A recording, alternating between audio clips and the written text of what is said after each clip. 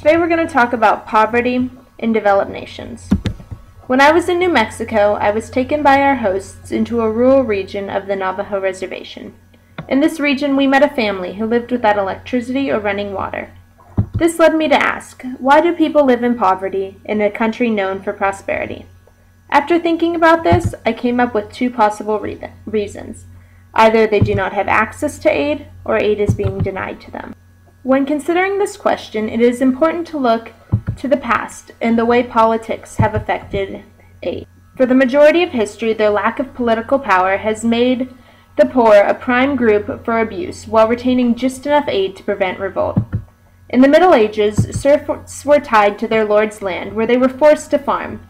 In return for this lifelong servitude, serfs were protected by the lord's army. A similar situation occurred in the United States during the Industrial Revolution. Immigrants came to the United States without money or connections and in search of a job.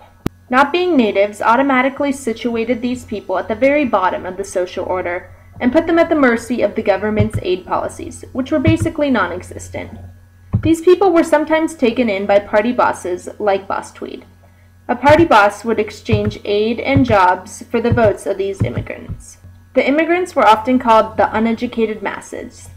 This use of language in this instance clearly outlines the true view of immigrants. That is, that they are a large group of people with the ability to bring political power who have no way of informing themselves about the issues. This is why just a small amount of aid could be given to them and they would still be completely willing to vote for that politician. While the actions of the party bosses were eventually ruled illegal, politicians today use similar methods in dealing with the poor. The main intent of politicians is to get into office and represent their constituents well so that they can stay in office. A constituent is a person within a senator or representative's district. Oftentimes, politicians will fund pet projects or perform casework for the people of their constituency in order to bolster support and ensure re-election. Sometimes this aid comes as a new gymnasium, and other times it involves the cutting of red tape in order to aid their constituents. The poor are the most affected by these policies because unlike those who have higher income, they are at the mercy of those giving the aid. Another important thing to remember is the way that policy evolves. Oftentimes, it begins as a complaint of a group of people who pressure their congressperson to make a change. This, combined with the political desire to remain in office, leads to a strong desire on the part of the politician to accommodate the wishes of their constituents. Because of this, the language used by people when voicing their opinions becomes the center for what policies will be created. It also affects the way people see each other and lobby for their needs accordingly. This is often the case when policies are lobbied regarding the poor. That is, the needs are defined by others and then lobbied to the politician. This brings to question how the use of language and emotion affect an individual's evaluation of those living in poverty. Those living in poverty and under government aid have many names: underprivileged, less fortunate, poor, governmental dependents, and even freeloaders. Each of these names paints them in a different light. Someone who is underprivileged is likely to be viewed as someone who has lacked the opportunities and resources that others have. For this reason, they are viewed in a much more accepting light, with the hopes of people aimed towards giving them more opportunities and ensuring that they receive their fair share. Conversely, the usage of the word dependent makes it appear as though they are a child, with the government being responsible for their every need. To those who work hard to be free of the government, this idea that someone relies on the government and uses their tax money is unsettling and frustrating. However, when this type of language is used, people still hold some compassion towards the people, as they view them similar to children. Freeloader takes the judgment a step further, in making it seem as though those receiving government aid do not need the aid and are simply using it for their own personal gain. This idea comes from the few people who do indeed cheat the system and use the aid they do not need. However, even these few people are enough to give the large majority of the population a negative viewpoint of the poor. Words like these influence the public opinion, which in turn influences legislation. And since it is the public making the decisions, the light in which the poor are painted in becomes extremely important. These examples show that language can have a wide range of effects on people depending on the way it is employed. In the United States and other capitalist countries, people are concerned with making money and retaining their wealth. For this reason, emotion plays a large role in the way the poor are viewed. Emotion also plays a role in the way people make decisions. Words and situations are often emotionally charged, and this plays into the way that situations, especially dealing with the poor, are dealt with.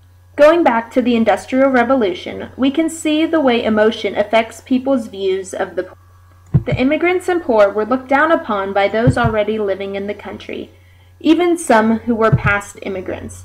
This disdain was caused by the belief that the new immigrants were going to take the jobs of the people already living in the country. When people feel threatened, their emotions take control.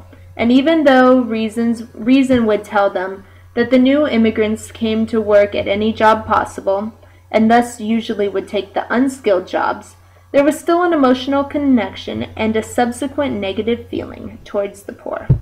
On the other hand, there are those who feel an emotional connection to the poor, either out of charity or from their past experiences. These people feel responsible for the poor as people who cannot take care of themselves. These two opposing viewpoints create a conflict in emotion, which can be part of the cause for the conflict in language. Those who have negative experiences tend to be angry at the poor, and thus these people tend to present their emotional discontent through language. The same is true for the other side as well. With this information in mind, we can see that emotion and language are important not only in the way that people perceive the poor, but also what they do about it. The reaction to poverty faced in the United States is similar to the reactions of people in other developed nations. That is, that the poor are for the most part either pushed aside or used for political gain.